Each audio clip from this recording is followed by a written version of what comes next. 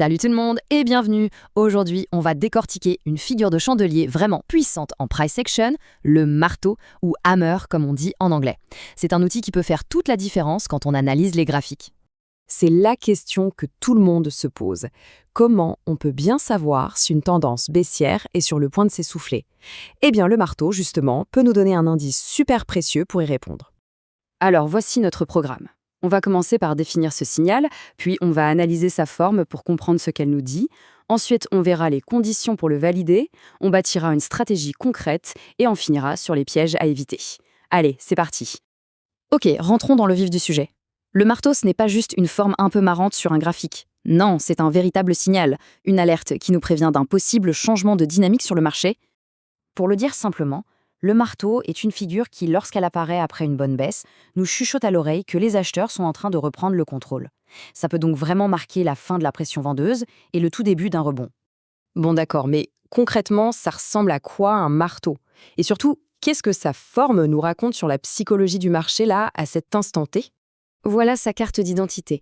Il y a 3 choses à retenir.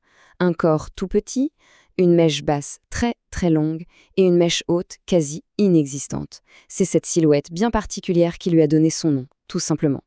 Et c'est là que ça devient fascinant. C'est l'histoire que chaque partie de cette bougie nous raconte.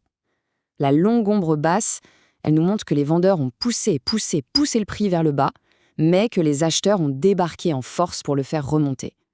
Le petit corps, lui, indique que la bataille s'est terminée près du point de départ, mais avec une victoire psychologique nette pour les acheteurs. Mais attention, et ça c'est hyper important, ce n'est pas parce que ça ressemble à un marteau que c'en est un. Pour que le signal soit vraiment fiable, il doit respecter des conditions très précises. C'est une étape qu'on ne peut absolument pas sauter. Suivre cette checklist, c'est donc crucial. La règle des 2 fois pour la mèche basse, c'est la base. Le contexte est tout aussi vital, il faut que ça arrive après une vraie baisse et près d'un support. Et la cerise sur le gâteau, si le volume est élevé, ça confirme que la bataille a été intense et que le rejet des prix bas est vraiment significatif. Allez, passons au plan d'action.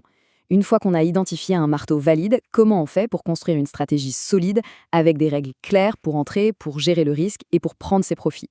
Voilà une approche très méthodique. On entre sur confirmation, c'est-à-dire au début de la bougie suivante. Le stop-loss, c'est la sécurité. On le place logiquement sous le plus bas du marteau. Pourquoi? Parce que si le prix repasse en dessous, le signal est tout simplement invalidé. Et pour l'objectif, on vise la prochaine zone de résistance, là où les vendeurs pourraient se réveiller. Et là, un point essentiel de n'importe quelle bonne stratégie, la gestion du risque.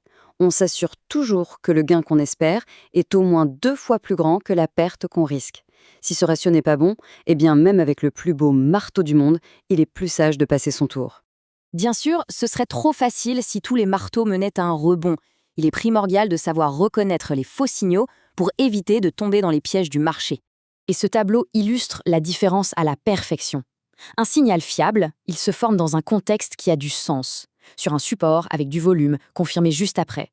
Le faux signal, c'est souvent un marteau isolé, sans volume, qui apparaît dans une tendance qui n'est même pas clairement baissière. Le contexte, c'est le roi. Cette citation, elle résume parfaitement la philosophie à avoir. Le marteau est un outil. Ce n'est pas une boule de cristal. On doit toujours l'analyser dans le cadre de la structure globale du marché et des niveaux de prix importants. Pour conclure, on peut revenir à cette formule simple mais terriblement efficace.